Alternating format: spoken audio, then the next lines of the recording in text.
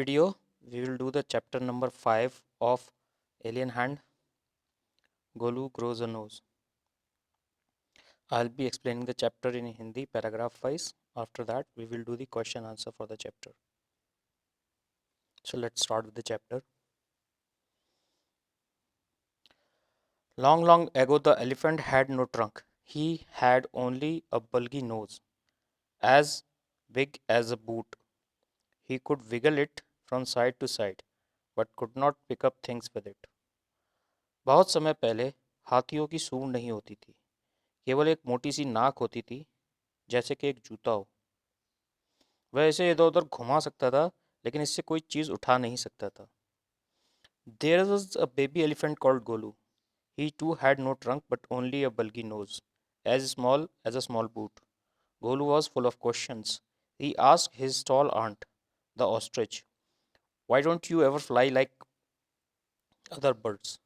Then he asked his tall uncle, the giraffe, "What makes your skin so spotty?"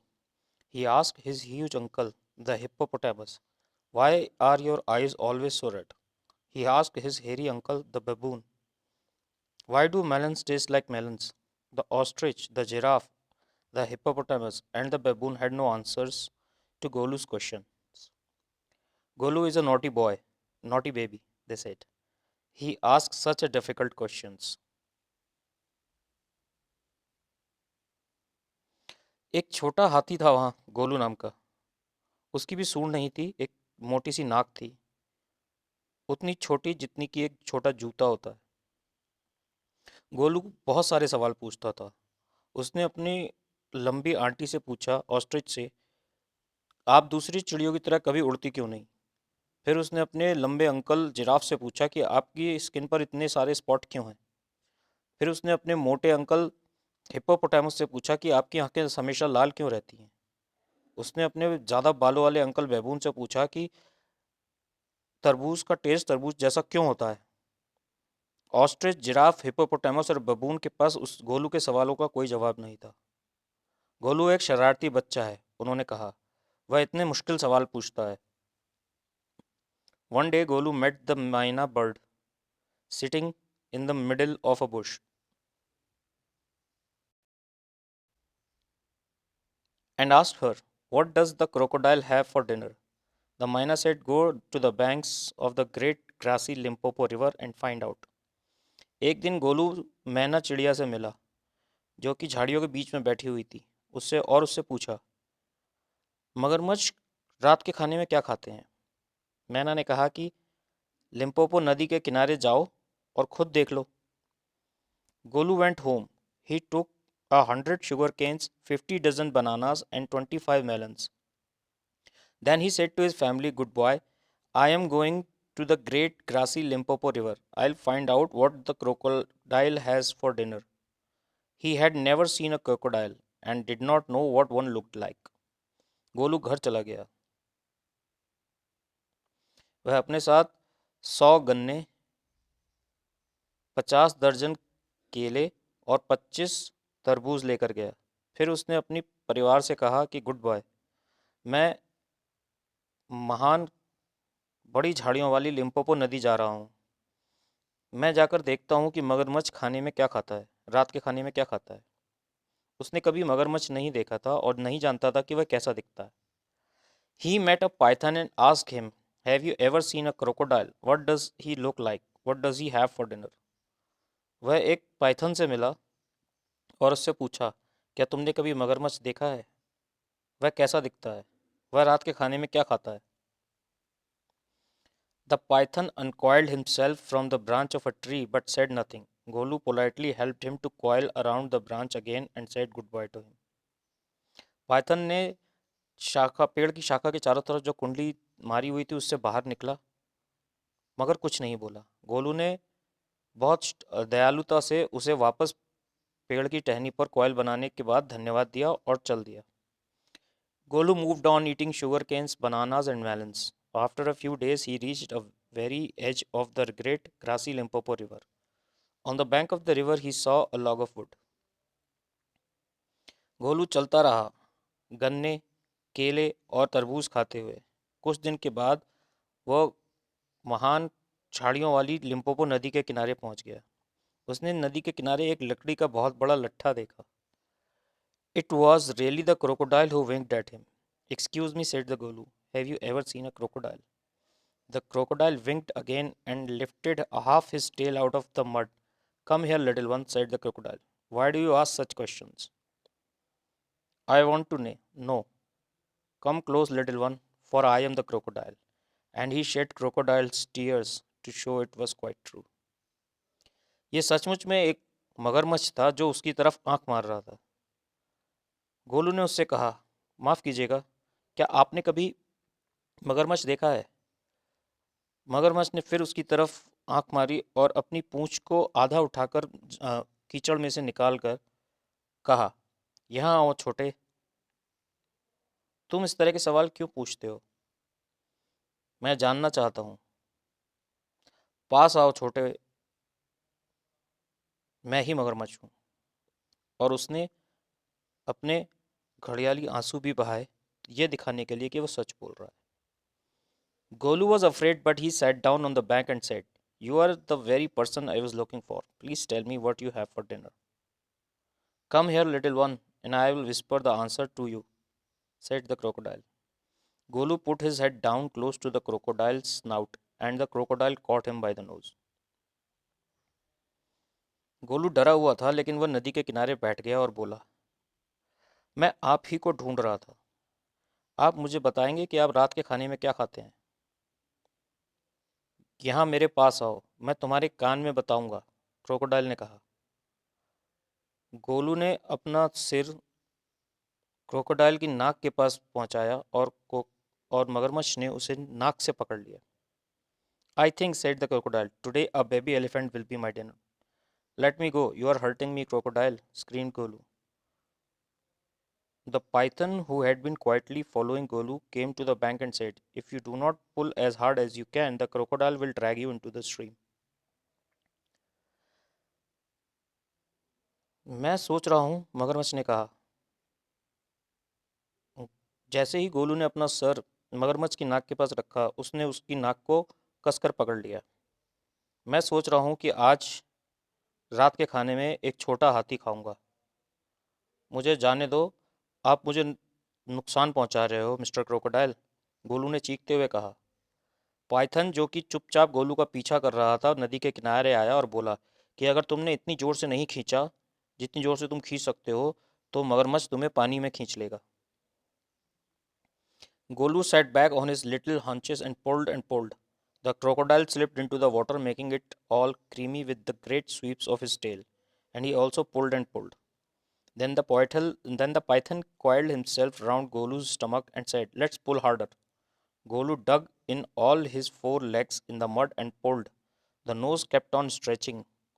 At each pull, the nose grew longer and longer, and it hurt Golu. The nose was now 5 feet long, but it was free at last.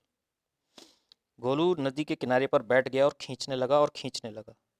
मगरमच्छ पानी में फिसल गया और कसकर खींचने लगा। तब पाइथन ने गोलू के पेट के चारों तरफ कुंडली मारी और कहा, गोलू, हमें और जोर से खींचना होगा। गोलू ने अपने चारों पैर कीचड़ में जमा लिए और खींचने लगा। नाक खींचकर लंबी होती गई। हर बार खींचने पर गोलू की नाक थोड़ी लंबी हो जाती थी और लंबी, और इससे गोलू को दर्द हो रहा था। नाक अब खींचकर 5 फीट लंबी हो गई थी, लेकिन मगरमच्छ से छूट गई थी। Golu sat down with his nose wrapped up in a big banana leaf and hung it on great grassy Limpopo River to cool. Golu sat there for 2 days waiting for his nose to cool and to shrink. It grew cool but did not shrink. At the end of the second day, a fly came and stung Golu on the shoulder. Golu lifted his nose and with it hit the fly dead. Golu नदी के किनारे बैठ गया और अपने नाक को एक केले के पत्ते से लपेट लिया और लिम्पोपो नदी के किनारे इसके ठंडा होने का इंतजार करने लगा। गोलू वहाँ 2 दिन बैठा रहा कि उसकी नाक ठंडी होकर छोटी हो जाएगी। ठंडी तो हो गई, मगर छोटी नहीं हुई। दूसरे दिन के अंत पर एक मक्खी ने गोलू के कंधे पर काटा। गोलू ने अपनी लंबी नाक उठाई और उस मक्खी को मार दिया। Advantage number 1 is the python. You could not have done it with small nose. Try and eat a little now. Golu put out his trunk and plucked a large bundle of grass. He dusted it against his forelegs and stuffed it into his mouth. Advantage number 2 is the python.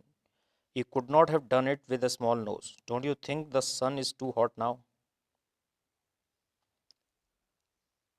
पहला फायदा, Python ने कहा, तुम छोटी नाक के साथ ये नहीं कर पाते। चलो अब कुछ खाने की कोशिश करो। गोलू ने अपनी सूंड उठाई और एक बड़ा ग्रास का बंडल उठाया और अपने मुंह के अंदर डाल लिया। दूसरा फायदा, पाइथन ने कहा, तुम छोटी नाक के साथ ऐसा नहीं कर पाते। तुम्हें नहीं लगता कि सूरज अब बहुत गर्म हो गया है? Golu scooped up some mud from the bank and slapped it on his head. Golu ने अपनी सूंड में थोड़ी सी मिट्टी उठाई और अपने माथे पर छिड़क दी। Advantage number 3 is the python. You could not have done it with a small nose. तीसरा फायदा, पाइथन ने कहा, तुम अपनी छोटी नाक के साथ ऐसा नहीं कर पाते। Thank you mister Python, said Golu gratefully. I will remember all this and now I will go back to my family. धन्यवाद मिस्टर पाइथन, गोलू ने कृतज्ञता से कहा, मैं हमेशा याद रखूंगा और अब मैं अपने परिवार के पास जा रहा हूँ। So that completes your story. Now we will do the question answer for the chapter.